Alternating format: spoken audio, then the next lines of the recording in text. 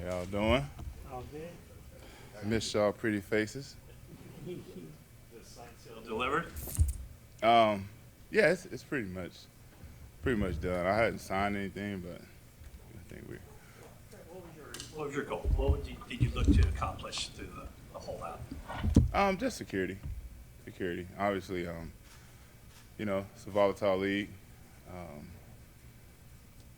and a guy my stature, my age, I thought security was important, and that was all. Any part of this, you mentioned your age, and just in playing deep into the season last few years, any part of this you wanted some time off from camp? Like you don't necessarily need a full camp at this point. No, man. Honestly, I hadn't did a full camp, and I don't know how long. Ever since I got here, Cal has done a great job taking care of me, keeping a close watch on my reps, my workload.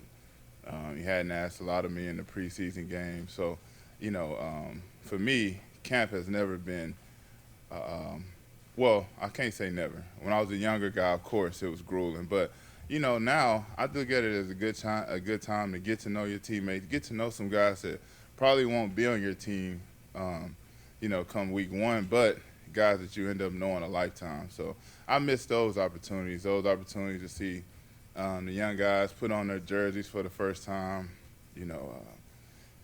mingling with the crowd, at the luncheon and, just little stuff like that. You miss those times. So I definitely wasn't trying to dodge camp, not trying to sound like a teacher's pet, but I like camp, What have you been doing the last months? At what point did you realize that you were going to go through with this or have these conversations with the Niners? We had conversations. I didn't think that it would get this drawn out, but it's a tough business, and this was a very intricate contract. I wouldn't call it a dispute, but restructure. So it took time to get to where both sides feel like it's a win-win, and we had discussions in minicamp, and kind of knew that it could draw out a little bit just because there was other people on the table that obviously was a lot of pressing needs. So I didn't think it'd go this long, but it is what it is. We actually retained a really good rapport during the whole time I was away. Kept in contact with John and Kyle, so it was all business. Our friendship, Kyle's like family to me. All that remained the same. Were you adding up the fines ever in your head? And No. Nah, I ain't trying not to think about it. It's one of the things where you kind of know you're gonna leverage. It's what for lack of a better word, it's kind of war. Both sides gonna lose a little blood, but wave the white flag at the end. We both signed a little peace treaty, and we good. Month to stay in shape. And was retirement ever into your thinking at all this offseason? No. I probably this offseason to me has been very, very productive. Obviously not in the football sense, but in the getting ready for football sense, like my training. Just at age 36, just finding different ways to try to continue to get 1% better. And I think this offseason, I had a really good offseason. Me and my trainer, James Cooper, we kind of locked in really early. Kind of changed a little bit of stuff about, little things about my life that I think I would have to weed out going forward anyway, being an older guy. So, I felt really good coming off this offseason, put it like that. A few years ago, you said that you might be able to play until you're 40 years old. Have you thought more about how long you want to keep playing? Has this process kind of allowed you to kind of think about the rest of your career? Yeah, of course. It lets me know that I'm still hungry. I still miss the game. I was dang there in a depression, having to get up and watch, around the league, go to every training camp, watching these joint practices, watching the preseason. You think of of a kid not being able to go out for recess and got to watch everybody through the window, So it was, it was some really up and down times, and there was times where I didn't know if it was really worth it, times where I just needed that camaraderie. I wanted to see my boys. I hadn't seen them in a long time. Obviously last time we were together, it wasn't what we wanted it to be. So, just being able to feel that camaraderie, to see Coach First, he's a family member to me. He's closer to, just as close to me as my uncle is. That's Coach First to me. So, I say that because we kind of need each other in times. And a time like that where I was kind of feeling down and out, kind of losing hope a little bit, it's time where having a conversation with a guy like Coach First would be really good for me. So it's things like that you miss, Up on that, You were watching through the window, if you say how you said it, but you wanted to get to know the new guys and be around your guys. Having to watch from afar, who do you see that's kind of a newcomer to the team that you feel like can contribute right out the game? Oh man,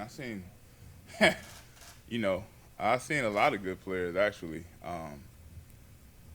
The guy that jumped off the tape to me was a few guys actually. So in no particular order, but obviously Pooney coming in and playing the way he played in those preseason games, and looking at his poise, and just looking like he's been there before. I was looking at that guy. I'm like, man, he looks like he can contribute day one.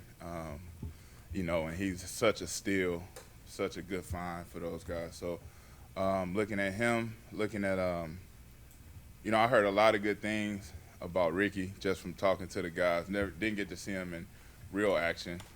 So just knowing that he's going to be a huge key to this offense, when the time is right. The safety, it was Mustafa, I think it's hard, Malik Mustafa. He was fun to watch. Watching him come downhill, and bring that hat and just play with that tenacity that you see that the 49ers defense played with is the reason why we've gone so far in recent years. So just seeing young guys like that, seeing the other rookie receiver, Cowing, I thought he looked electric when he got his opportunities. And it was one more. Yeah. Oh, the running back. Felt like the running back was a pretty good ad. It's kind of funny how Cal just keep finding, all these guys that just, you think they come out of nowhere, but, these guys get in and they look like, they can contribute day one. And as a rookie, that's an extremely hard thing to do, especially in today's world where it's a microwave league. We want to see everybody be good as soon as they step in the door. So, that's kind of my evaluation of what I watched from the window. Following up on Matt's question about your age, and you said you referred to as intricate, the deal getting done. How much of it was trying to figure out, I know when you talk about guarantees and stuff, like how much longer you want to play, like how much did that kind of factor in? Well, to me, I'm going to play as long as I can. As long as I feel like I'm a productive player, as long as I feel like I have something to offer, I'm going to want to play football. It's all I've done since the second grade. But like you mentioned, Father Time is undefeated from what we've seen. Obviously, you can fight him off for a little bit. But that's, just going through this process, that was kind of the goal. It's like, I told myself, obviously this deal's done, to get it out the way, but, how I've always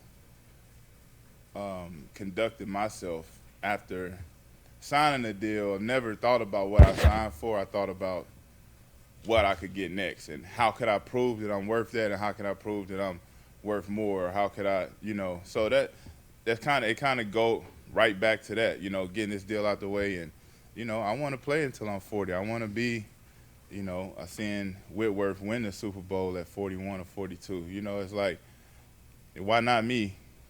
So who knows if you get compensated at the top of your position at the age of 40, but, I don't think that matters. To me, if I can still be out there, I just want to continue to knock barriers down. And, I know at my age it's probably, there's not been a lot of people to play at an all-pro level outside of a quarterback, you know. And I just want to continue to bust those barriers and continue to show that, you know, this is a new age, and, you know, the research that we've done and what they've done and how they've sculpted our schedules to kind of keep us fresher and keep the banging off of our bodies. I think it does allow you to play longer, and I want to take advantage of that. You mentioned at the very beginning, this is about security, but I think you would dip to 6th highest paid offensive tackle. I mean, how much was this also to you about respect? I guess I'm not gonna lie to you. Yeah, it has something to do with respect. I'm not like one of those guys like, no, I need this and this, and no, it wasn't that, you know. I mean, it originally started by just saying, hey, I just want what's already on paper, you know, and that'll be my security enough. But, you know, like I said, it's intricate. You know, I was under contract until I'm 38, so it's hard to ask somebody to guarantee, you know, an 8-figure salary when I'm 38. And I get that. And I feel like in my heart of hearts, I'll be the same player, you know, and I feel like I can work hard enough that I can keep that brand of football the same. But I understand, you know, I've been around long enough to where I get both sides of it. So I didn't take that as disrespect, you know, but that was one of the key points. Is like, yeah, I was under contract until I was 38. So, you know, it's hard to tell somebody, hey, you know, they ain't never seen it before. I mean, we've seen people play at that age. We've never seen people play and be the best at their position. It's not a quarterback. So I get it. And that's, to me, it's just more logs in the fire to kind of prove that I can be something that we haven't seen before. Leaders on this team, and obviously the thing with Ricky Saturday was pretty scary. Yeah.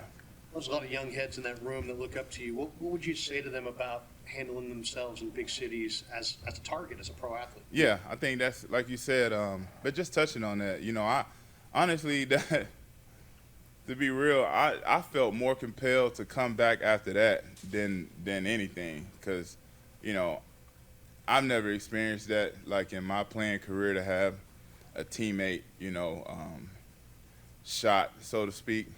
So in my mind, I'm like, man, I just want to get back, get around the team. Like, Ricky stood out to me because when I popped in for OTAs for the 30 minutes I was here, he did, like, go out of his way to come and introduce himself to me, in which we was going to meet each other eventually. But, you know, I'm getting there. It's 90 guys on the team. I'm just walking out. I don't really know everybody just yet. So for him to come up and kind of introduce, and I just instantly felt his vibe, and, you know, can just feel he's such a genuine person. So as soon as I seen that happen, I'm like, man, I just want to get back. I just want to be, you know, a voice in his ear, let him know everything gonna be all right. I'll be there for the team.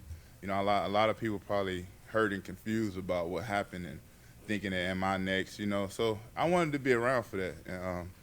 But, you know, my message is just to realize you're a target, and this world is a hard place. It's a very, very, very harsh place. And I think sometimes we are shielded from reality.